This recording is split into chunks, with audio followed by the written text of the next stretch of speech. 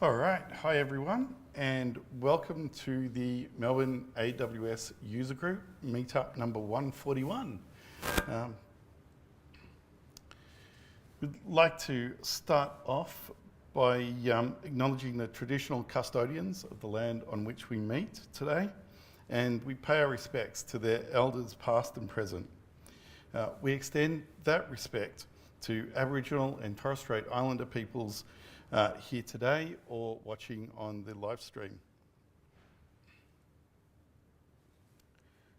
We run this event against the Code of Conduct.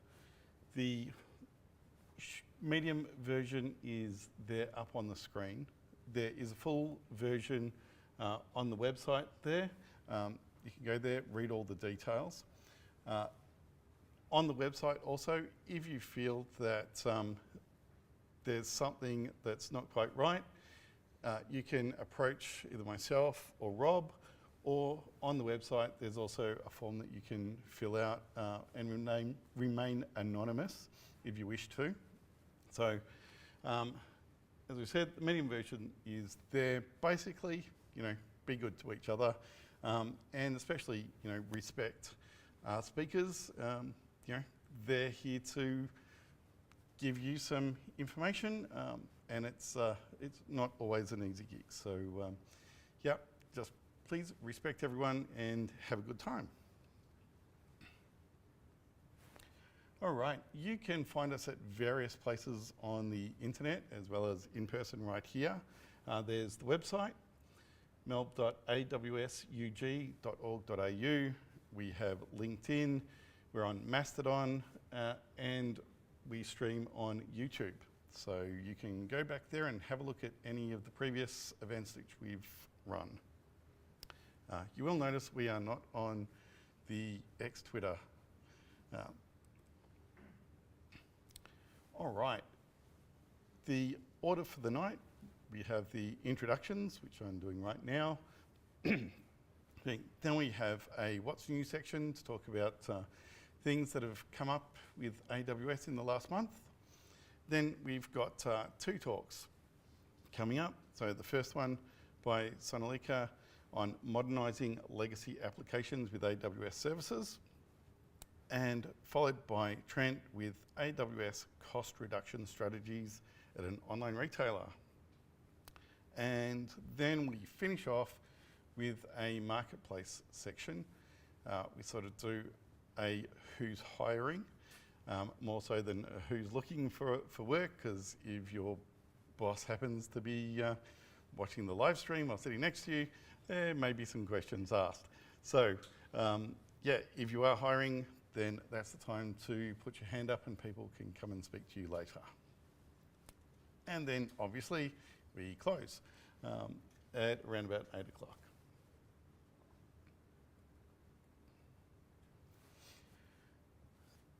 This event is streamed live on YouTube, and so if you are watching and have any questions, you can ask those in the YouTube chat or in our Slack on the #Melbourne Slack channel. So, and if you ask any questions there, Rob will read those out and ask them on your behalf. These events couldn't be put on without sponsors, and we'd like to say a special thank you to our gold sponsor, Mantel Group. Is that our silver sponsor, Sevo? And special thanks to NAB for putting us up in this venue. Without having a place to hold it, it makes it a bit difficult to run. I mentioned earlier that you could ask questions in the Slack channel, and this is where you can find our Slack, melb.awsug.org.au/Slack. We have various channels in there. General, we have a jobs channel, so that may be a place to ask if you're looking for work. We have a volunteers channel. If you'd like to help out, you can jump on and let us know in there. AWS outages for if anything goes down, which thankfully hasn't really been that active for quite some time, probably as opposed to some Azure ones, but let's not go there. And announcements, which we sort of track the what's new from AWS. All right, if you would like to get involved with the user group, there's a few different ways you can do that. Speakers, we're always looking for speakers, so if you have something that you want to talk about, please let us know. You can go onto the website, and on there is a submission form to speak.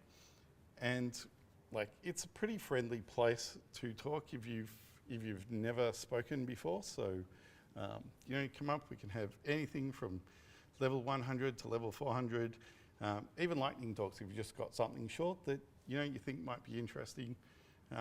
Let us know and we can fit you in. We're still looking for another silver sponsor. If your company would like to sponsor the user group and get your name up in lights, reach out to us and we'll be happy to talk to you. And also too, there is the volunteers. If you'd like to help us out, that would be awesome. You can either talk to us in person here or jump on the volunteer channel on our Slack. All right, so this next part is what things are coming up. For those that haven't heard, there's a little thing that AWS put on called reInvent. That's in Vegas over from the 2nd to the 6th of December. If you've never been, it is an awesome conference. Massive, lots of walking, lots of learning. Lots of cool stuff, but obviously, it's a little bit exy. But awesome if you get a chance to go there. So anyone here planning on going to reInvent? Nice. Yeah, have fun. A bit of a pre-announcement. In August next year, looking at hosting an AWS Community Day in Brisbane. So if you'd like to have an event that, decent size, but not all the way in the States, this might be something to have a look and start planning for. Much closer to home, have the AWS Programming and Tools Meetup. So that's coming on the 22nd of October at Mantel Group. If you've never been to Programming and Tools, that's very much more of a hands-on type of user group. So go along, bring your laptop, and you get to actually do some things. So there's been some really good talks and presentations and workshops there, so that's a good one. We also have the AWS Melbourne Well-Architected User Group coming up on the 16th of October. That's held at the new AWS offices. And so this one's mostly going to be security focused for the October one.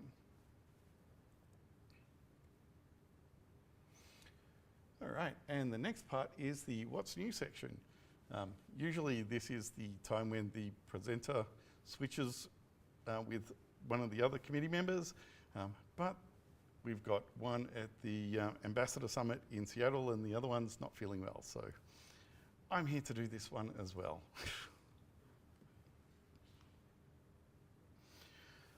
All right, so in Melbourne, not a whole lot going on, but the Amazon Redshift data sharing governed through AWS Lake Formation has made it to Melbourne. So if you're running Redshift and Lake Formation, this is a way that you can control the governance of Redshift through Lake Formation.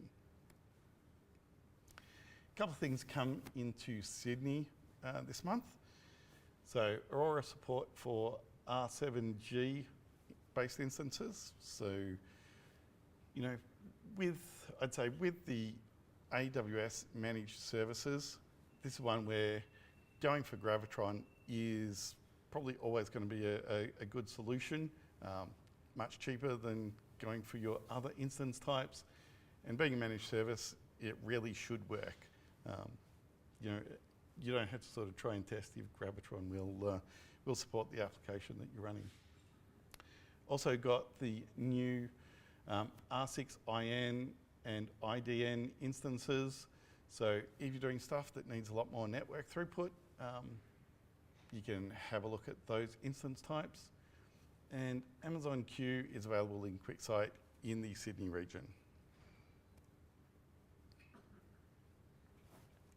All right, a couple of announcements that have come through on the compute side. So AWS announced the parallel computing service. So this is basically managed high-performance compute clusters. So yeah, if you're doing stuff with HPC, maybe something to have a look at.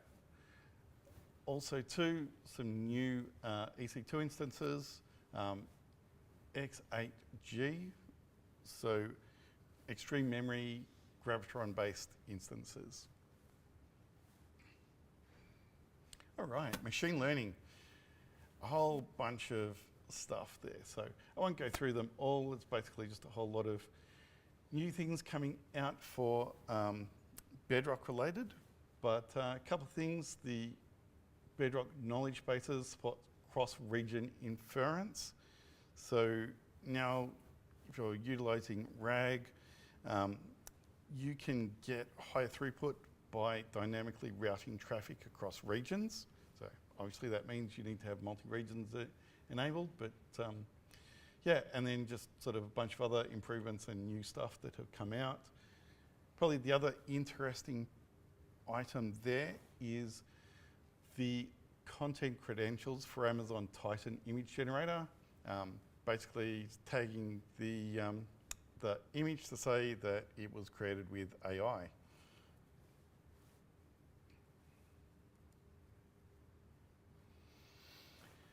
Networking, so you can now buy contiguous IPv4 blocks from Amazon. So if you need some public IPv4 addresses and you want them in a contiguous block, now you can do that. So, and Network Firewall introducing geographic IP filtering. So if you've got WAF and previously you wanted to block a specific country, you'd have to do all sorts of things to work around that and provide access lists and things. Now you can just say, I want to block this country. And WAF will automatically go out and block all traffic from that country. So making things a whole lot easier to control your WAF. Serverless, there's a validation API for AWS step functions.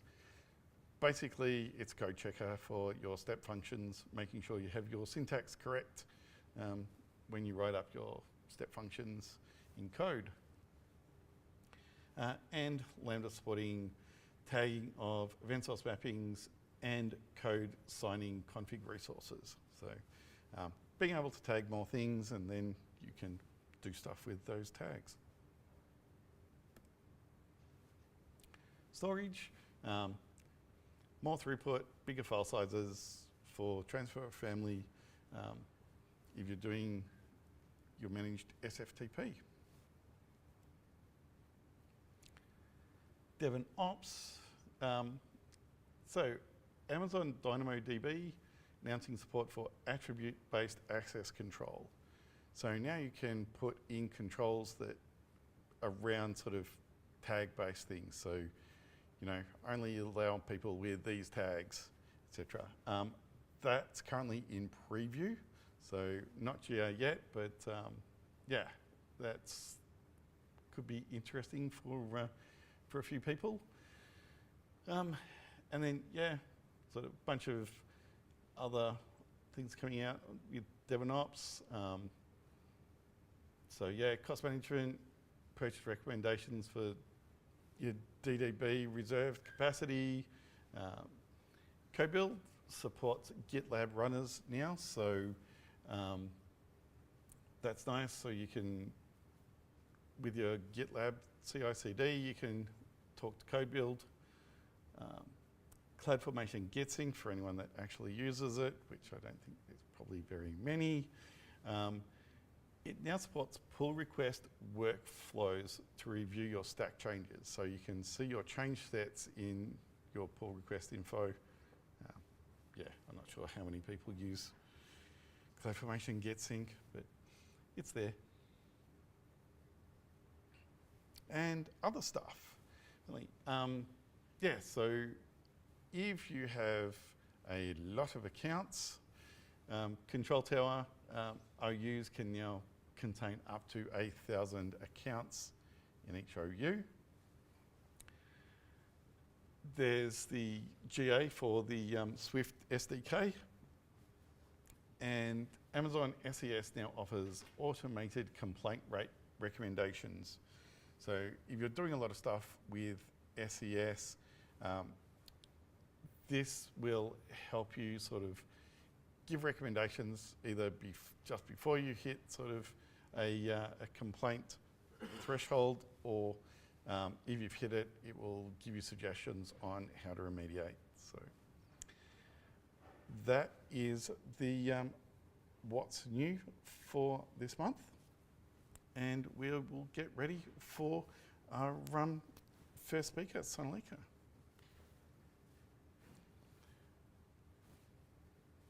All right. So, just straight from this HDMI. All right, that one's for you.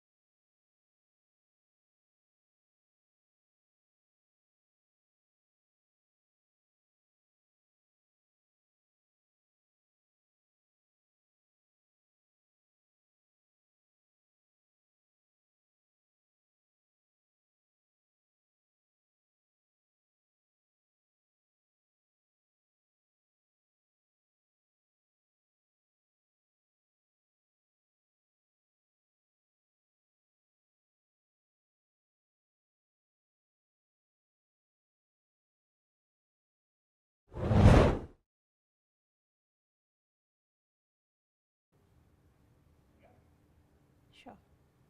Are you able to hear me? Yeah? Yep. Yeah, sure. Sure, okay. Yeah. So great. Let's kick this off with a little story. So yeah, it's modernizing a legacy application with use of some of AWS services.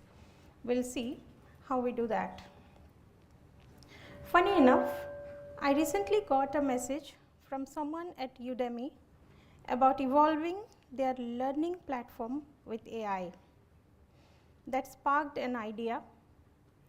What if we build our own learning platform? Whoa, one that's so good, even the instructors would be taking courses on it. But seriously, what would it take to turn this dream into reality? The first step would be to design a robust, user-friendly platform that caters to the diverse needs of the instructors, students, and admins alike, right? This is the message, and yeah, well, my idea, my startup is born. I proudly name it LearnSphere. At first, we kicked things off with a monolithic architecture, Because let's be honest, who doesn't love a good one-stop shop? It's like the Swiss Army knife of platforms, right? Then as the platform grows and user demand increases, we start facing some serious growing pains. Think of performance issues, availability headaches, and even adapting to evolving features. We need to rethink our approach. Here comes my first pattern. So enter microservices and cloud transformation. The first step, adopting a microservices architecture.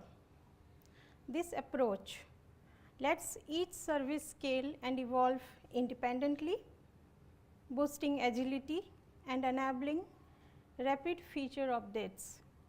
Unlike my old monolithic model, where everything was tightly coupled in a single domain. With my growing online education user base, remember it's a learn sphere like Udemy, traffic spikes can overwhelm a single server. Picture this, thousands of students logging in at once. It's like a virtual stampede. Solution, horizontal scaling. Apologies, in this diagram there should have been multiple EC2s. I have just put EC2, one EC2 there, apologies, yeah. But the solution is horizontal scaling, never the way. Instead of turning our one server into the Hulk, we just add more instances. We use AWS auto scaling to dynamically adjust the number of EC2 instances based on traffic. During peak times, more instances pop up. When traffic drops, we scale back to save some bucks. And to keep things running smoothly, a load balancer spreads the traffic evenly. Now that my LearnSphere startup has multiple EC2 instances for microservices, we need a smart way to route requests. How do I ensure requests reach the right services while keeping the platform secure and performing well? Solution, API gateway. It centralizes incoming requests, directing them to the right microservices. But wait, there is more. API gateway can also throttle requests, enhance security, and log activity for better monitoring and troubleshooting. It's like our all-in-one routing hero, ensuring everything runs like a well-oiled machine. In this talk, I'll be like this, giving you some problems, and I'm brainstorming how I keep my architecture going. With each architecture, I'm adding the things which the problem and with the problems. I'm solving one thing. So this particular one, the problem is to coordinate real-time student interactions and updates. We used to rely on EC2 for microservices, but with real-time updates, we have leveled up to an event-driven architecture. So now our microservices chat, that means the microservices talking to each other through events, cutting down on dependencies and blocking with the events, yeah. So for this kind of problem, the event-driven architecture, AWS has given us AWS Lambda. We can use AWS Lambda, which can process events asynchronously, and it can scale effortlessly. If a service fails, the platform keeps running, ensuring resilience and smooth operation. Now what happens when our database throws a tantrum and gets overwhelmed? We call the caching layer here for backup. You can see icon which is written M, that is the caching layer. In my learn sphere, Amazon Elastic Cache acts as a middleman. Before hitting the database, Lambda checks Elastic Cache first. If the data is cached, it's quick fetch from there, easy peasy. For static info like course content, Elastic Cache is the go-to. But if it's stale data, Lambda refreshes it as well, keeping everything fast and the database happy. There is another thing. As my learn sphere grows, microservices grow and evolve, we hit a vital question. How do we keep them chatting, especially when they decide to change their address? The answer is service discovery. AWS gives us AWS Cloud Map. That's the answer that we will use.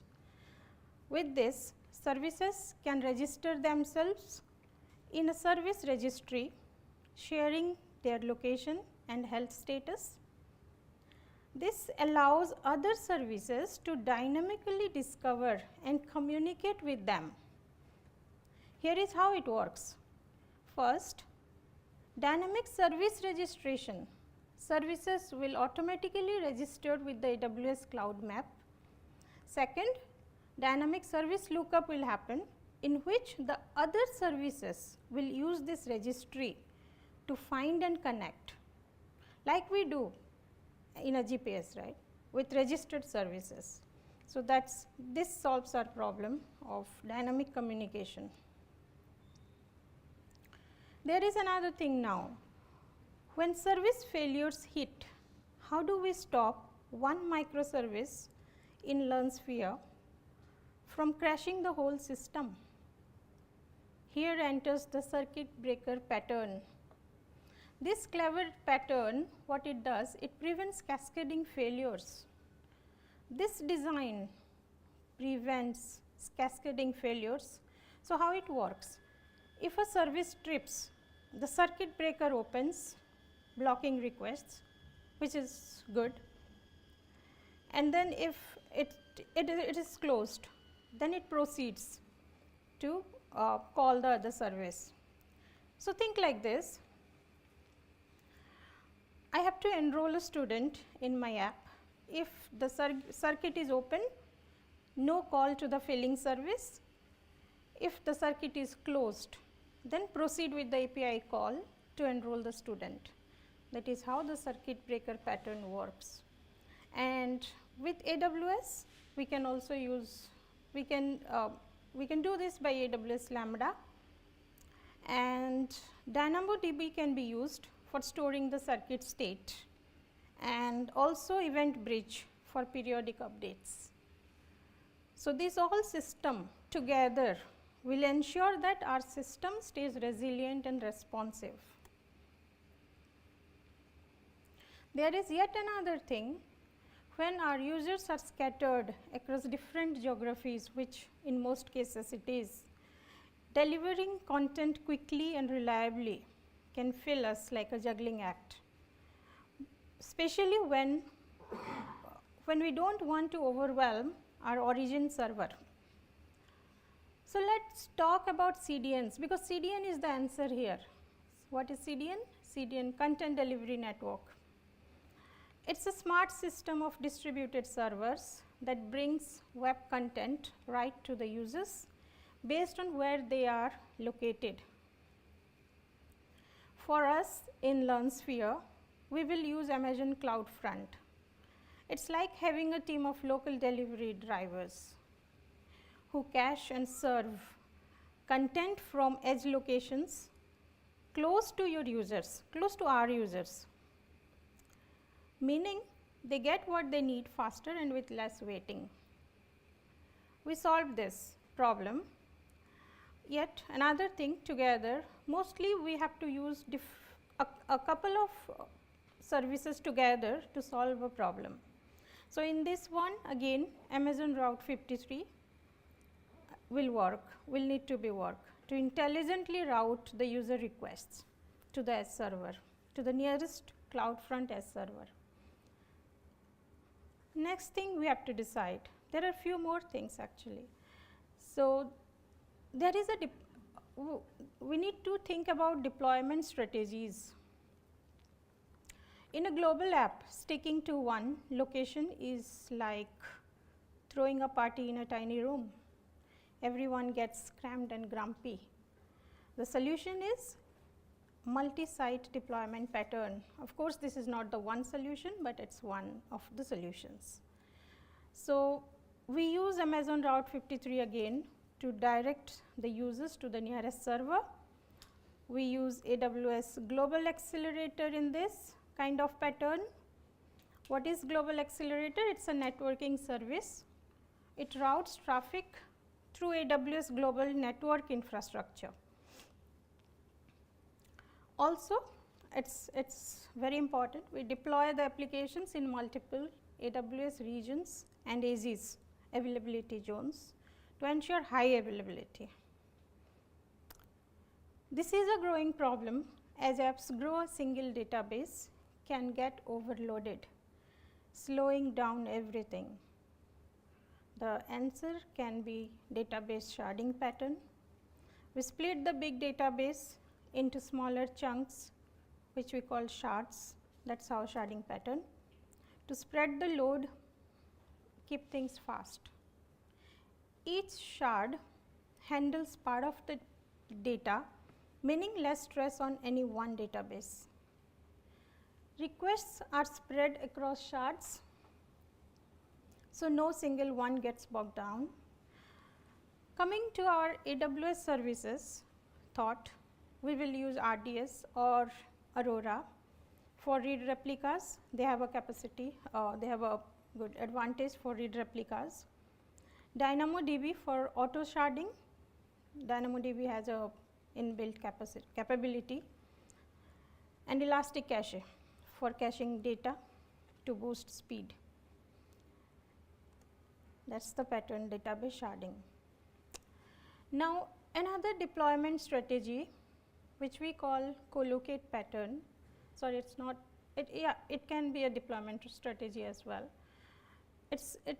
In distributed architectures, spreading services across different locations increases latency and communication overhead. So, what we do, we can place related services close together, that's called collocate pattern.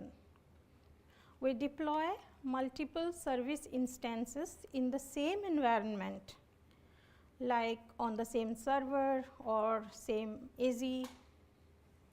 This proximity reduces latency and improves response times for related services and databases. Thinking about the cloud, we can use Amazon ECS or EKS, and of course Lambda in the same VPC or region, which can ensure efficient communication.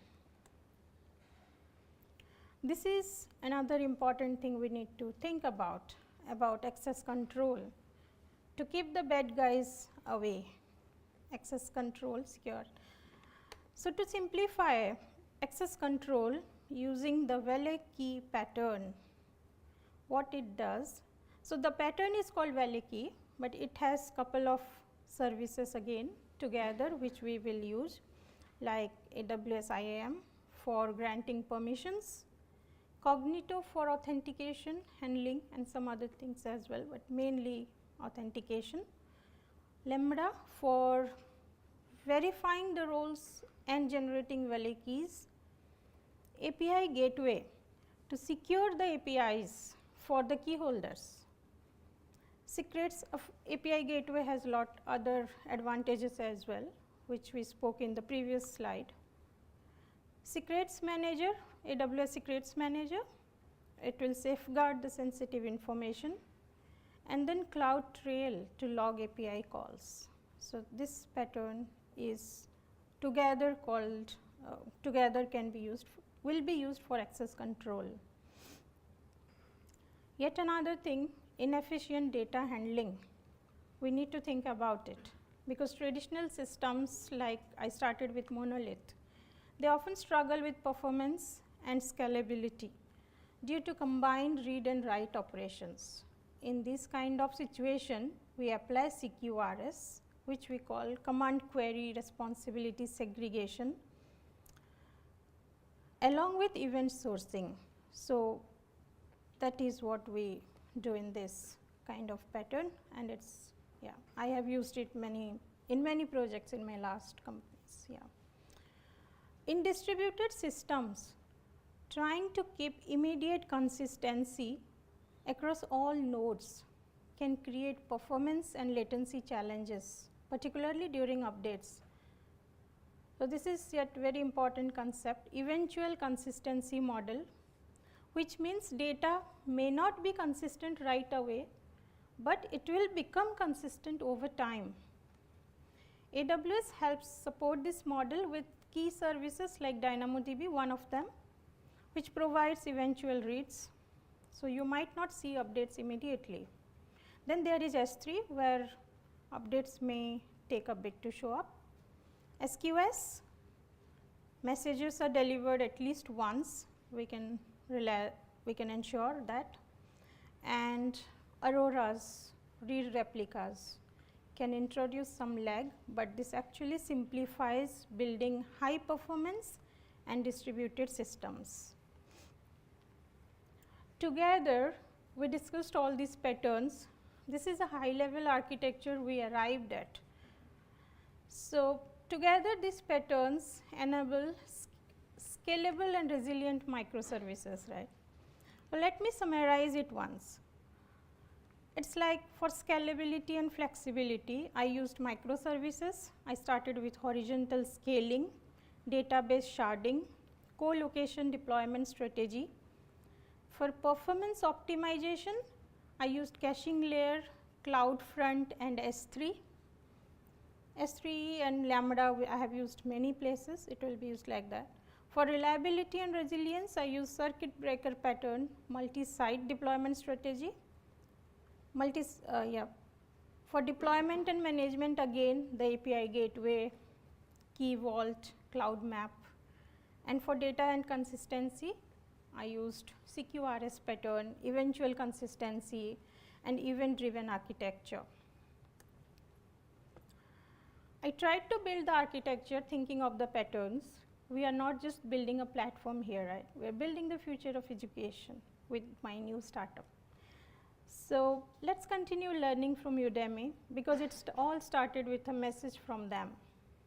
And my talk is inspired from this book. Thank you.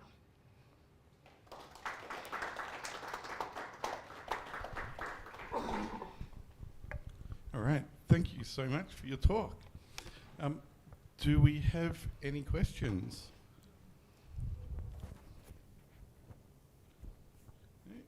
Anything from the internet, Rob?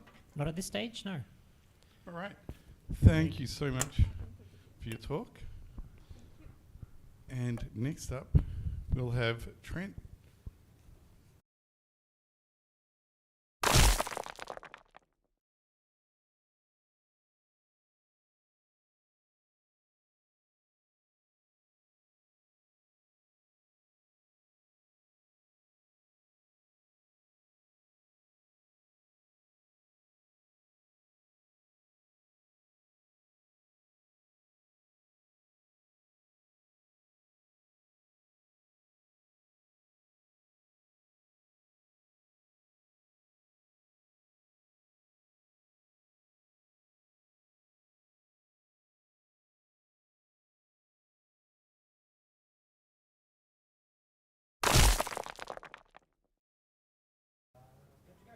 All right, cool. Hey, all, I'm Trent. Has anyone, yeah, so I'm Trent. I've been fortunate enough to work at some of these companies that are on these logos that are on my slide. I'm currently a cloud consultant at BJSS. So we're a cloud consulting company, does a lot of cool stuff. So Google BJSS. But I'm going to talk about online retail. So has anyone bought anything online? Yeah. Where do you go? eBay, okay. Any other options? Don't say Amazon. AliExpress, all right, cool. Okay, yeah, so I'm going to share a story. I used to work in online retail for 3 years. I'm going to share a story about my time there. I'm going to talk about AWS costs. It's going to be about 100 to 200 level. It's going to be a bit fast and loose. I'm using Miro, so bear with me.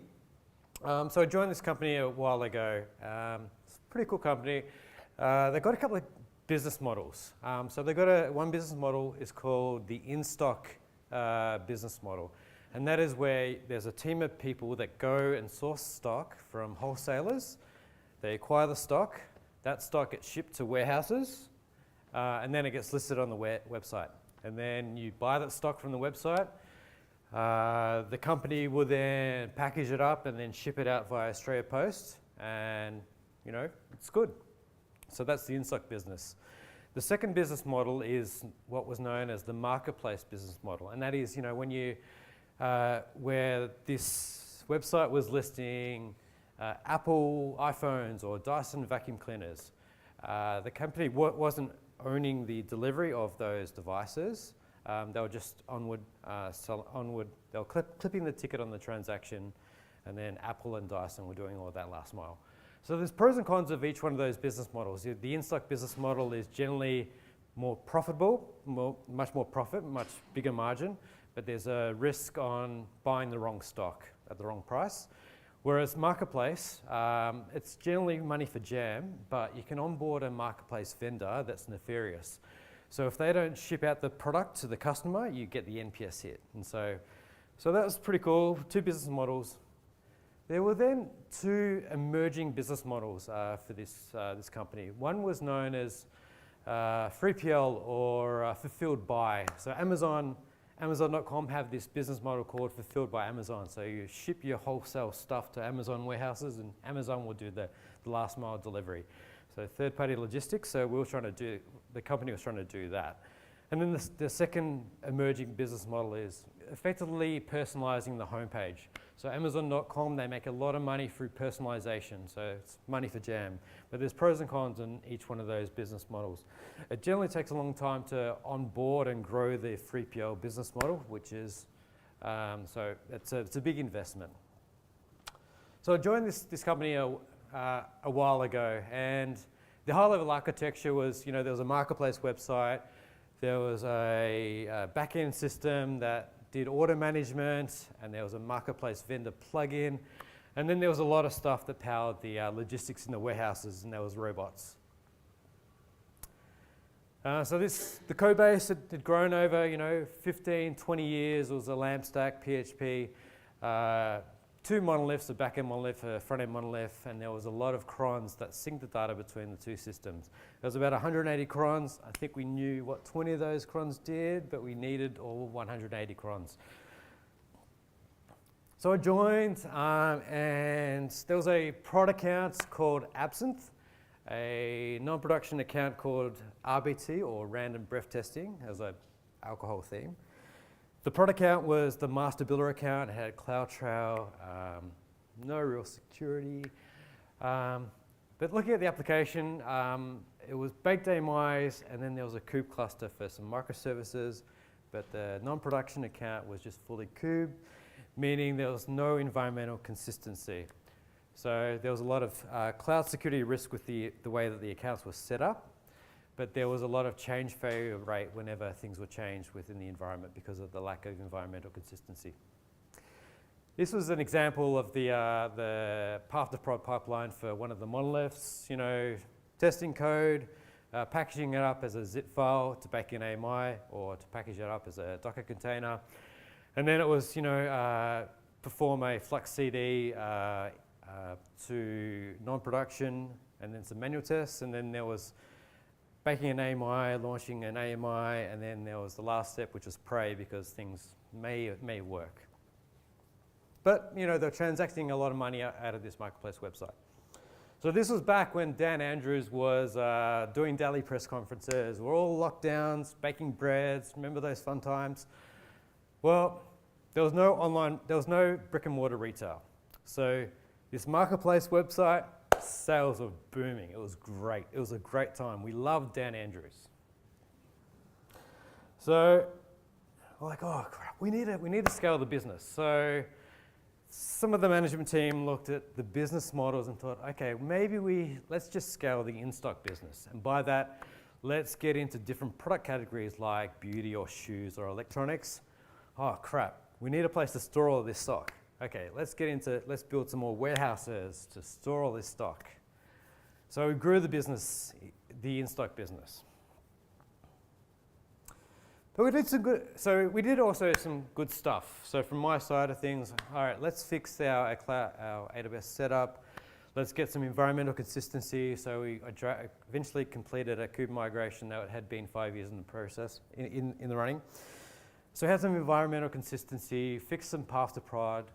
It was a scale-up play, so I needed to make the developer experience really easy and allow them to do some stuff because we're scaling.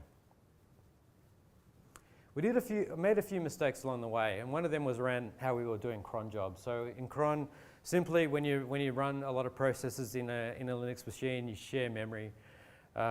So here, there's free cron jobs, and you're sharing like the application library code, and then you're consuming some memory for the data of each one of those crons, and then you maybe got a bit of extra memory. But when you codify this into kubecron, kubecron provides memory isolation. So what we found is that we were requiring a lot more memory to execute the same amount of cron jobs, and that meant a lot more compute and a lot more cost. But, we're scaling, so who cares? Until it stops. And until we start caring. So eventually lockdowns subside. So things are not too good because lockdowns are subsiding.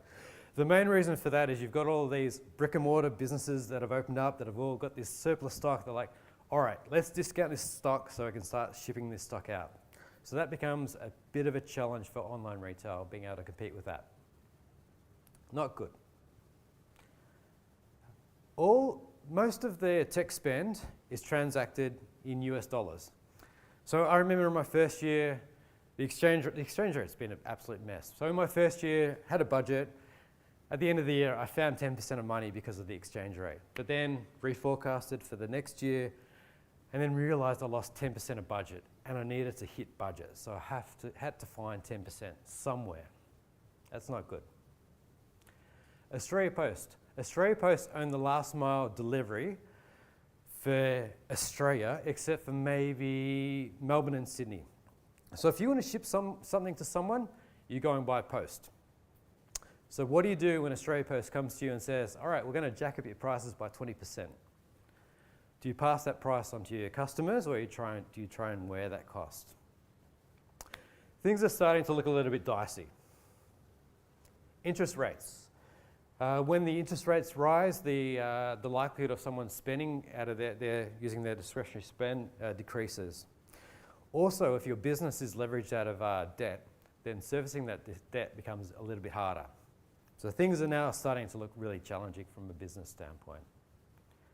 And then you've got a competitor that doesn't have any of these constraints. They've got their own last mile delivery network, so they're not dealing with post. They've got the scale to have really good first mile pricing, so they can outcompete you on price. This is not looking good. And then the market starts noticing. Things are not looking good for this business. It's panic stations. All right, we need to cut costs. We need to cut costs drastically. So I looked at my budget. I own one of the biggest cost centers in this business. And I'm like, all right, I own all of the development tool costs. I've got this thing called Amazon that costs a bit of money.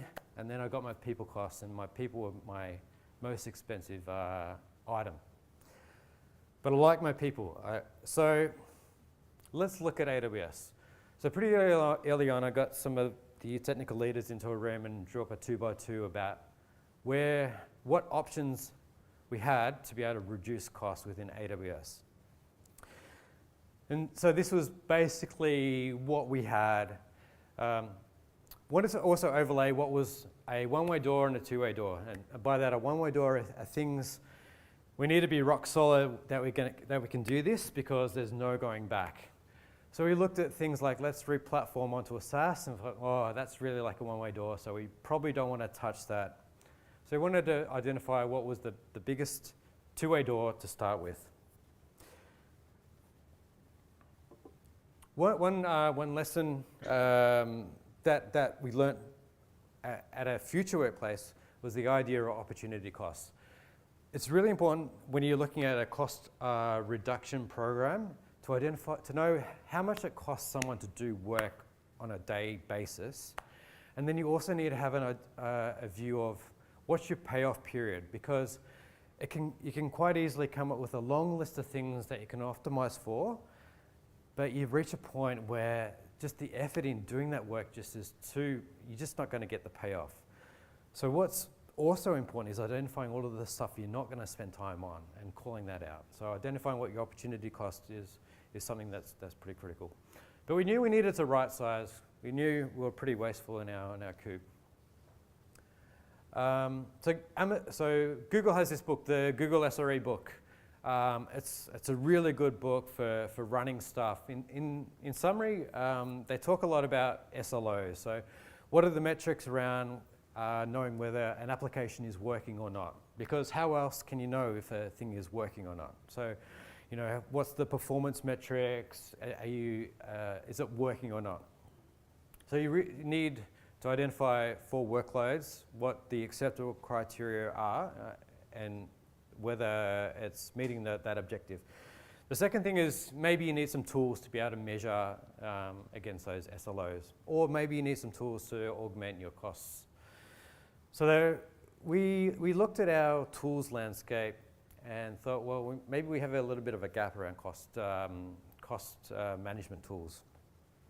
So when it comes to cost management tools, I reckon there's three personas. There's a CFO that cares about this information. There's the CFO that maybe just wants the budget versus actual.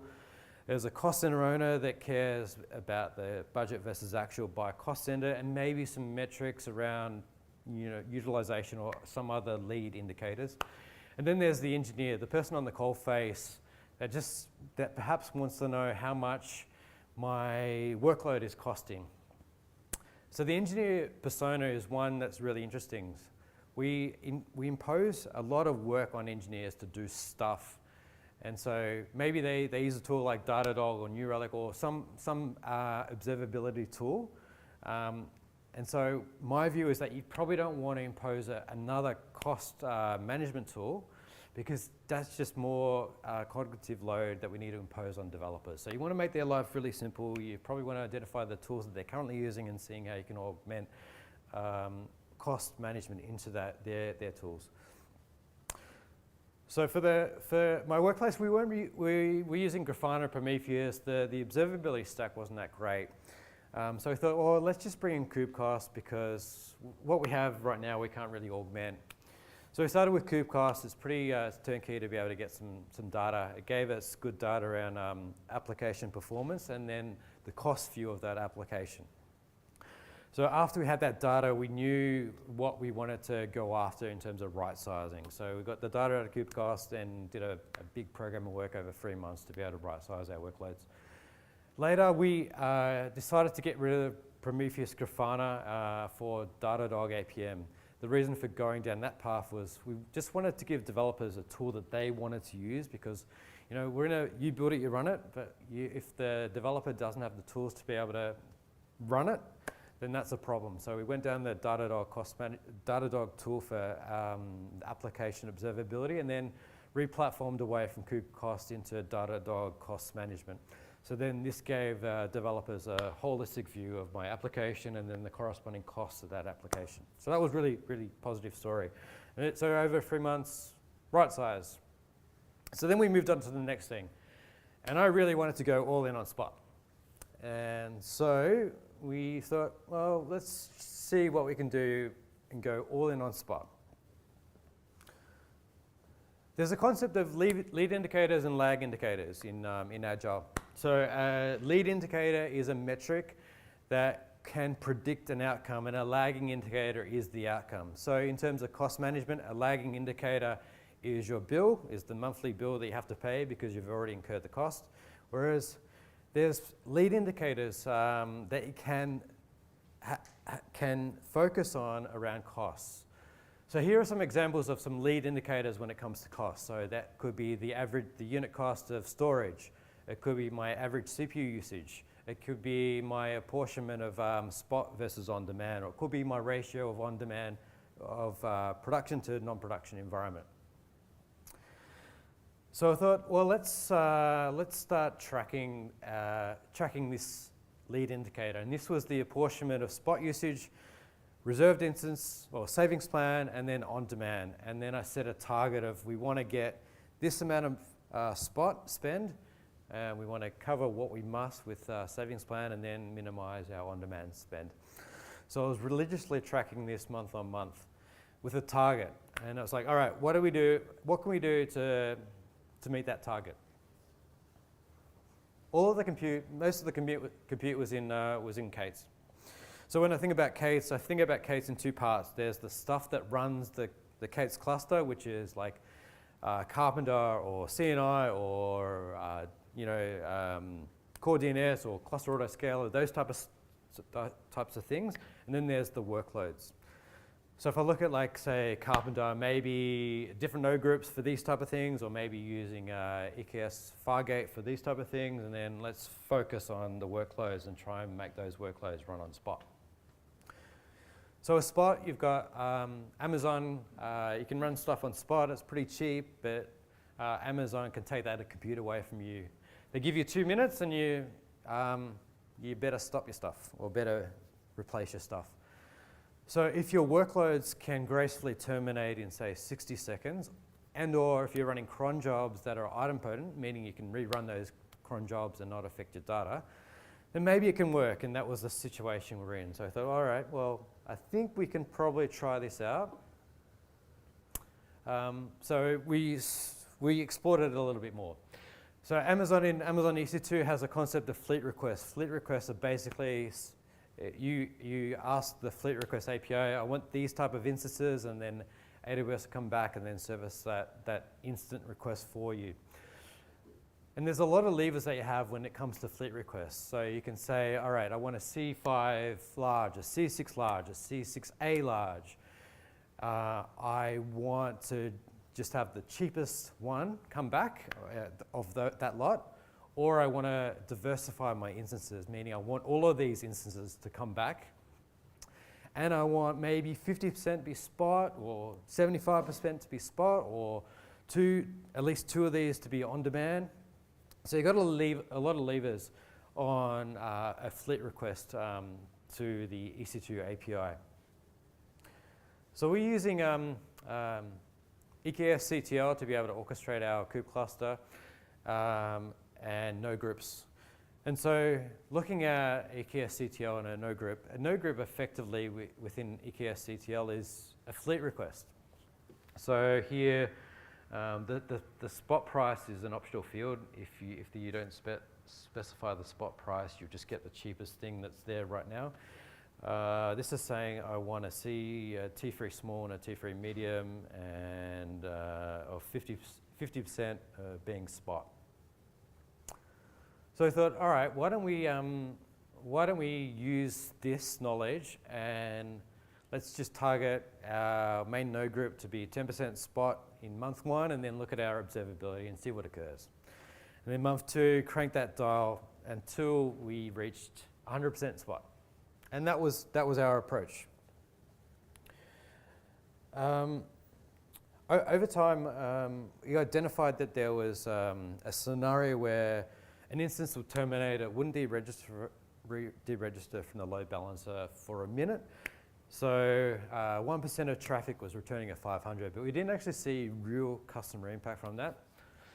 So we're using self-managed nodes in this scenario. So we eventually were like, well, we could try and troubleshoot this, or we can make it Amazon's problem by going down the managed node group path. So we went down the managed node group path and then recodified the spot requests, and then failing back to on-demand if we can't serve a spot using prioritization.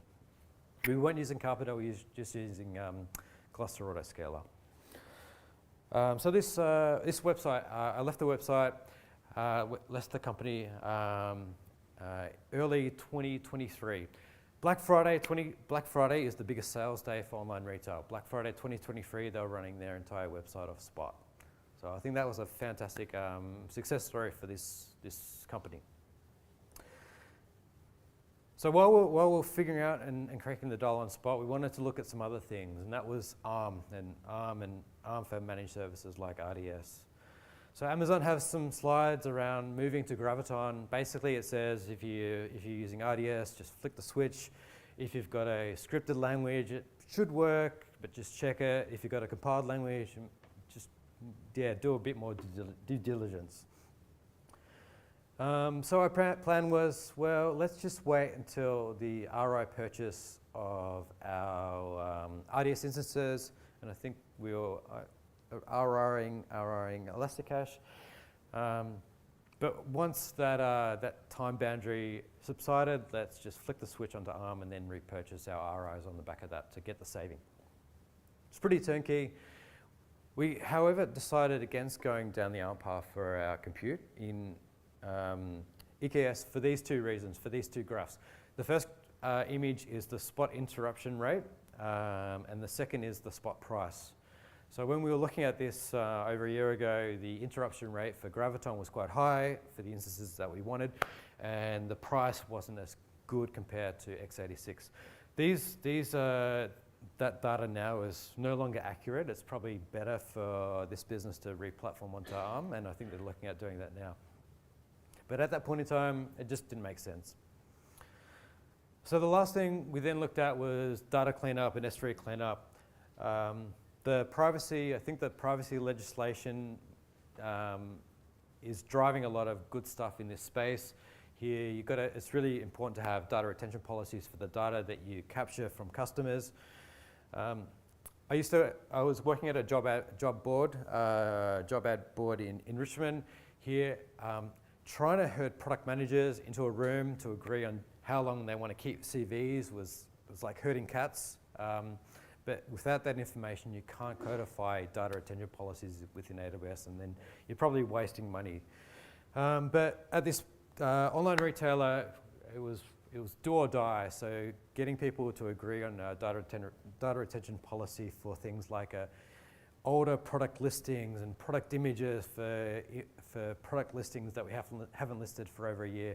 Getting the agreement on that data retention policy was pretty straightforward.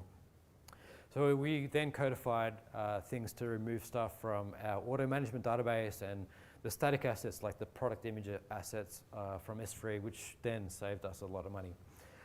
Amazon has this thing called intelligent tiering. It's generally pretty good. You can just flick the switch and then you tier your objects into cheaper storage, but there are some caveats. There's a minimum object size within intelligent tiering. So there's this blog on the Amazon website. It says how Canva, the darling of tech, saved $3 million by turning on intelligent tiering. But then at the very end of the blog, it says, if we were novice on just turning this on, it would have actually cost us $6 million. So there's some caveats with intelligent tiering. It's generally pretty good, but just check with Amazon to make sure that you're not going to make the wrong decision with intelligent tiering. So all in all, some pretty good wins. Drove down the cost by 40% on the baseline. So save some money, which is good. So some of my takeaways. So all in all, I think it's really important if you're going to be looking at costs, identify some lead indicators for what to measure. So like the average CPU usage or apportionment of Spot to on-demand, or maybe the average cost of storage to measure and track if you want to drive some cost reduction. Moving to ARM is generally pretty good, pretty low risk, so recommend checking that out. Spot can save a lot of money. I think it's, good thing about Spot is that it encourages fault-tolerant architecture, so I really encourage looking at Spot as a way to save money. Data retention policy, codifying that within lifecycle policies or other processes that you have can save a lot of money and protect yourself from the government. And get SLOs in place and then think about how you can just minimize the cost to be able to meet your SLOs.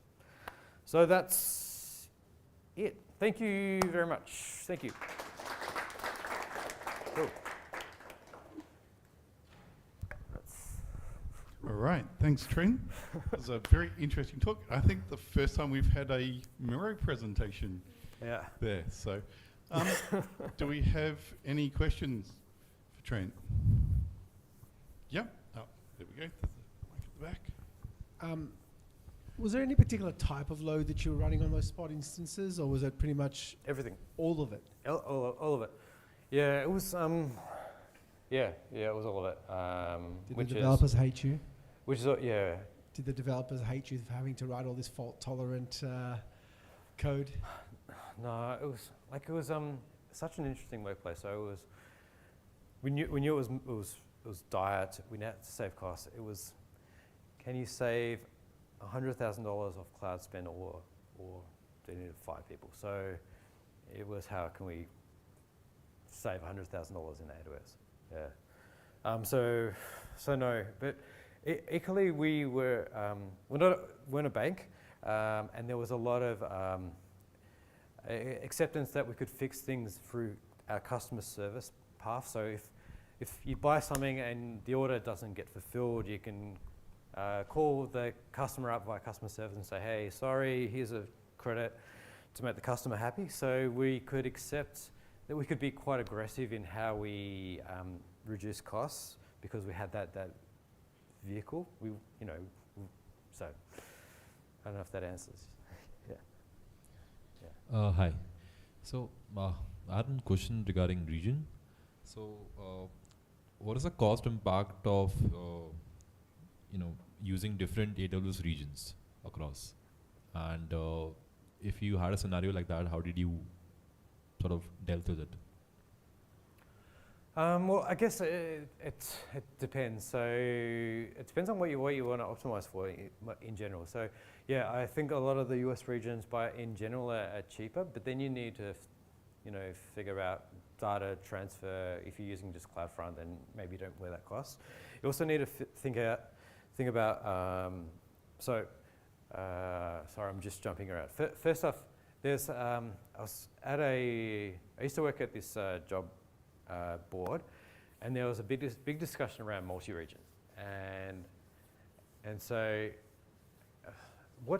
so the thing that I was encouraging and advocating for was not to do multi-region at all, because a region in AWS is multiple data centers, 3 data centers, so you've got inherent resiliency and availability. When it comes to multi-region, you've got particularly with microservices, you've got to understand, you've got to think about what is my unit of workload, because if you've got service A that needs to talk to service B that needs to talk to service C, do you want to make everything region available multi-region, active-active? How do you achieve that? You just introduce a significant amount of complexity on how these services talk to one another. Gray failure also is probably the biggest issue with multi-region. So what occurs when some of your stuff fails, but not all of it, and you're not sure what is occurring in that black box? Do you immediately fail over, or do you have some automated failover?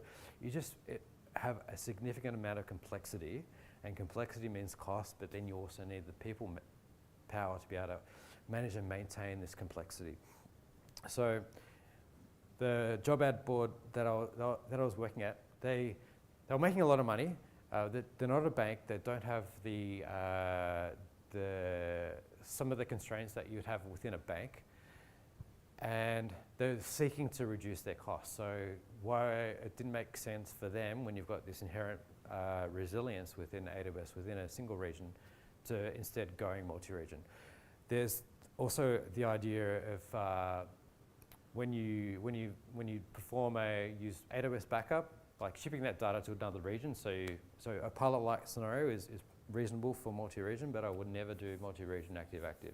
So back to your original question, I think it comes back to so many factors. If you're needing to write something, then you probably want to write to a region that's close to where the majority of your customers are, even though your compute costs or those costs would be higher than using US. There's also the anyway, sorry, I've rambled. The other thing that you also need to consider is data sovereignty. So Data sovereignty is probably a good argument for doing multi-region. You know, if you need to vend stuff in Europe for GR, whatever that thing is, then that may make sense. But I think I would not recommend doing multi-region by default just because I want something really highly available. I think what you get out of the box within a single region is good enough for like 80–90% of the use cases. That was a brief. Thank you so much. Thank you.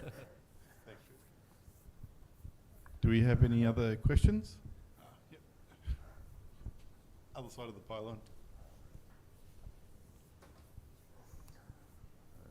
I was just wondering, if all your competitors are all scaling up basically for the same day, the same big day like Black Friday, was there ever a scenario that you had to work for in case like all your spot instances would start getting swapped out to your competitors or anything like that? Yeah, in my first Black Friday, we had that fear. We weren't using Spot, so we autoscaled had partially Kube, partially autoscaled EC2, and like our run book for Black Friday was just scale up, in the morning or the day prior, just to ensure that guaranteed compute. I don't know. So I left before they ran full Spot, but I think they've got the prioritization of node groups was such that if you couldn't service a Spot request, then it would fail back to on-demand. So I don't know if there were any pre-scaling of on-demand in that scenario, but that probably would have been the workflow. Yeah. Cool. Yep. Yeah. One up the front. Have you considered changing the system architecture to do some cost savings instead of keeping the same architecture and saving on infrastructure?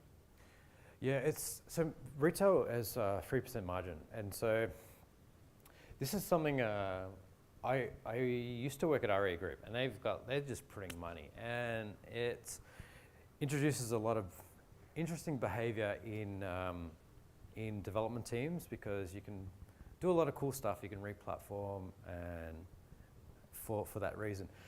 And I remember speaking, when I joined this workplace and speaking to my peer, like, oh, this is pretty crap. We need to fix these problems. And the feedback from my peers was, I think that's great, but ultimately you're low margin. You need to be thinking about how is this going to bring more revenue or reduce a lot of costs in a really good payback period. So as a part of those options, one of those options was to compile down to PHP, which was somewhat middle ground. We also then looked at replatforming into a SaaS or rewriting into like a cheaper, more cost-efficient language.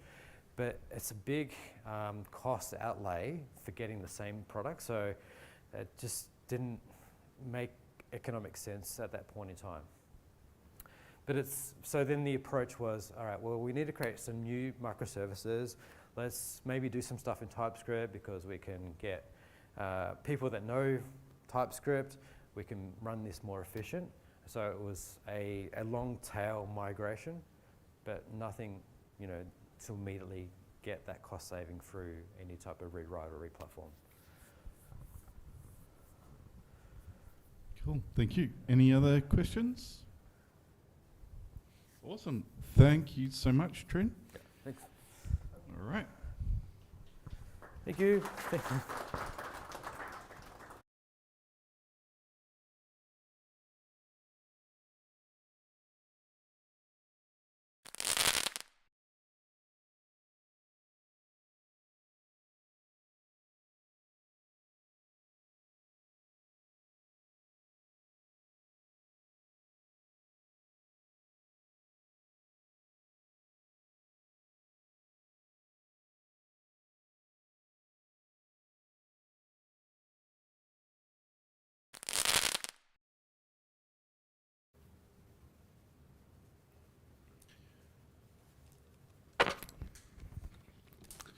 All right. Now we're coming to the tail end of the night. Do we have anyone in the audience that has some jobs opening? Anyone that's hiring? Yeah, It's always hit and miss this one. Sometimes we get 20, sometimes we get none. Yep. All right. Well, on that note, we will say thank you again to our sponsors, Mantel Group, our gold sponsor, Civo, our silver sponsor, and again, another special thank you to NAB for providing this venue. And we'll say, see you next month on Wednesday, the 30th of October. And yeah, same bat time, same bat channel. Have a look on meetup.com. And yeah, we'd love to see you again. Thank you. Just on your way out, if you're in the room, if there's any rubbish and stuff under your chairs, if you could pop it in the bins, please help yourself to any food and drinks on the way out as well. They make really good lunches for tomorrow. Yep. And it saves us having to throw them out or carry them home.